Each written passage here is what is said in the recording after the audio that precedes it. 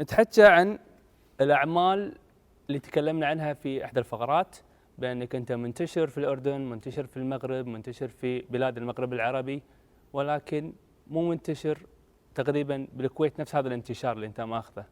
ما اروح لافنيوز والبدع، شو اسوي؟ احب اقعد ببيتنا العب كره، اروح النادي. هذه حياه طبيعيه.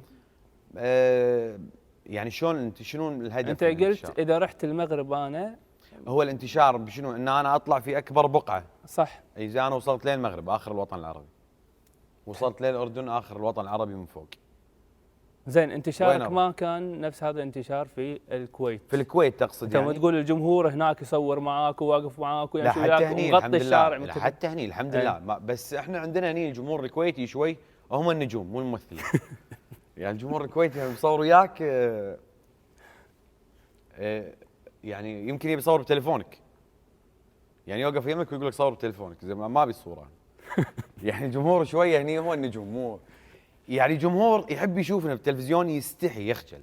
يعني في نوع من الخجل، في نوع، بس هذا مو معناته اثناء المسرحيات والعروض يعني قاعد نشوف فقاعد يونا، مجرد انه يتعنى لك هذا من جمهورك.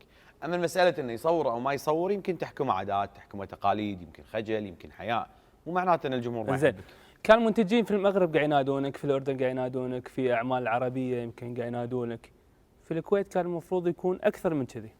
شلون يعني اشتغل طول السنه؟ اي حطوا البصمه بالاعلام يا ريال، شلون اشتغل طول السنه؟ اشتغل طول السنه، ليش ما تشتغل طول السنه؟ لا اهلي لهم حق، بيتي له حق، انا اشتغل الحين فتره شبابك ما تشتغل، متى بتشتغل؟